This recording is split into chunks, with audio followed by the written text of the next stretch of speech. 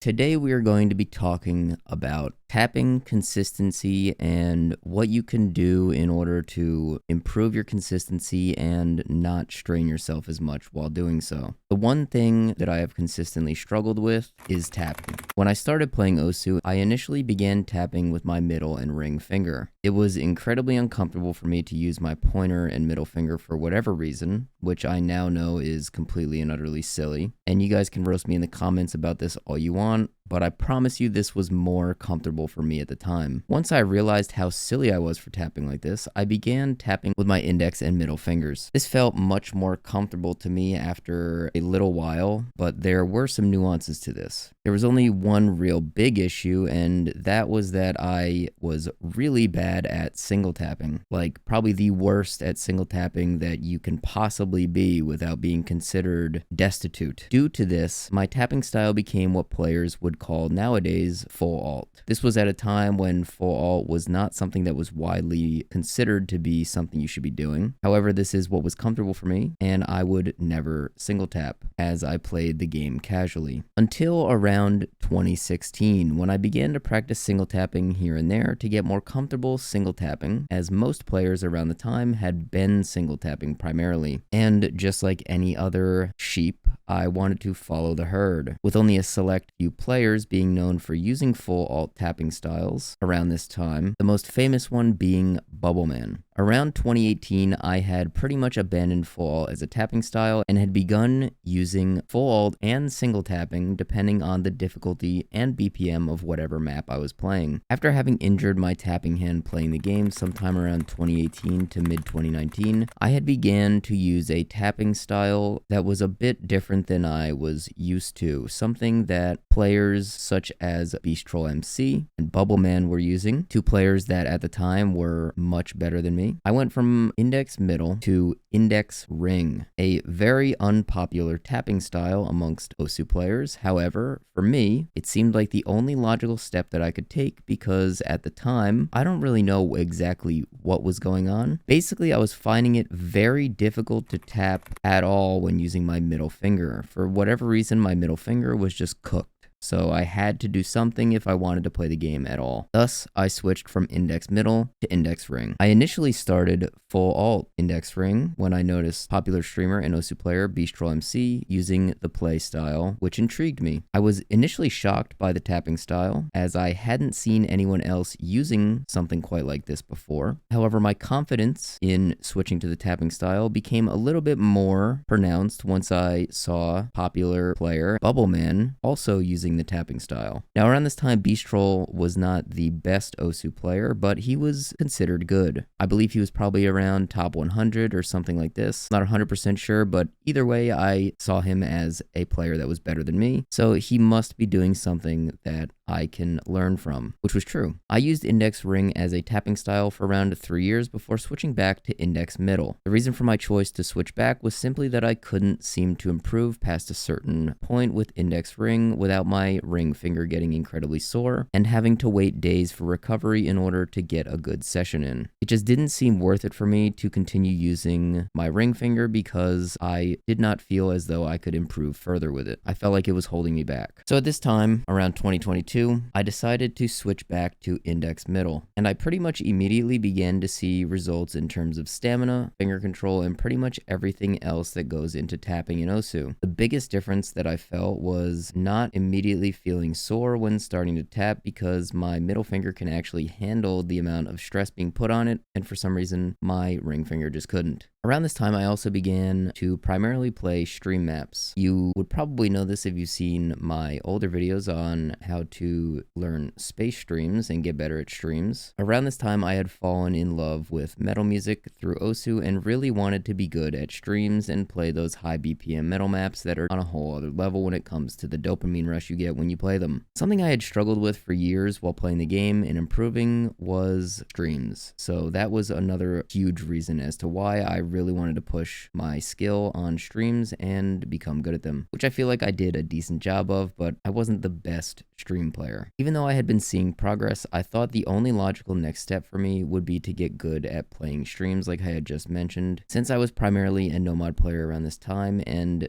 DT was what had injured my middle finger in the first place, so I wanted to stay as far away as possible from playing DT. Around this time, I had also began to care a lot more about how I was tapping. I wanted to understand why I had injured myself in the first place so that I could go forward, improve, and not end up doing the exact same things. This led me to a video I remember vividly, made by popular Osu World Cup demon Digital Hypno. I will link the video I am displaying on screen right now in the description of this video so you can watch it for yourself. There is a lot to learn from this video, and I recommend that if you are an Osu player who cares about the game and improving, that you give it a watch for yourself thoroughly and all the way through to possibly learn something that could help you improve your gameplay. Digital Hypno's video on tapping helped me out tremendously when it came to learning how to properly tap in order to lower the risk of injuring myself. It also helped me to conserve stamina and learn how to play maps like Blue Zenith, Honesty, Sidetrack Day, and many others without feeling like I was burning through any stamina at all. Nothing feels better in Osu than when you have a god stamina day where you literally feel like you can do anything and have no stamina burn whatsoever at your comfort BPM, or slightly above. Through years of training my tapping and practicing the things Digital Hypno had put into his video, I had taken my gameplay to levels far beyond what I feel I could have ever achieved without the knowledge bestowed upon me through his video. On screen currently are some of the plays I was able to achieve throughout this time I would consider to be my golden age of playing Osu. This was when I saw the most improvement in tapping and ability to play longer maps with little to no stamina burn whatsoever. The only thing holding me back from progressing at this point was my aim, which was something I had struggled with since injuring my thumb on my aim hand in around 2019. Only just recently, in 2025, have I started to work on improving my aim once again, and I do have some updates for you guys on that I will share with you right now. The soreness that I was talking about has come back, so I'm being careful and I'm not pushing myself to a degree that I feel is excessive, which I feel like I did do in order to make it sore in the first place. Oh, and I also did lower my millimeters from 65 to 60 because for whatever reason I hopped on for a session 2 days ago and I was like, you know what, it would feel a little bit more like I feel good today, but it would feel a little bit better if my sensitivity was a bit higher. So that's exactly what I did. I increased my sensitivity. I went to 60 millimeters. So now I can more comfortably reach everywhere that I want to reach in my play area. And I was thinking a bit more about how MREX tablet area just does not make any sense to me. And let me explain that. What I don't understand is how an area like MREX could ever feel comfortable if you were to use it on your entire monitor. And what I mean by that is, I'm curious as to whether or not MREX area is actually aspect ratio matched to his entire monitor, or if it's just to a square area on his monitor, because what doesn't make sense to me is how with an area that's a square on a rectangular screen, how you would ever spin in a perfect circle without it feeling incredibly awkward. I just don't understand it. It does not make any sense to me. And I feel as though no matter what, an area that's aspect ratio matched to your monitor is always going to be more comfortable, but I could be wrong. I mean, if you guys are using a square area, I would love to hear about this in the comments down below, because for me, honestly, I don't ever think it would be comfortable. Oh, and that's another thing. When I began, the first time I ever got a tablet, it was the Wacom Bamboo tablet, the rectangular one. And I played with mouse mode. I didn't use absolute area. I played with mouse mode for like a significant amount of time. I think it was probably like 6 months I was playing with mouse mode and I didn't even realize it. But it did emulate mouse drift on tablet. So if you want to know what mouse drift feels like, just play tablet in mouse mode. Anyway, a little bit of a tangent there. I'm still not where I want to be with my tapping. I feel as though I am incapable of progressing past a certain point with single tapping, especially with my left hand, because for whatever reason, it's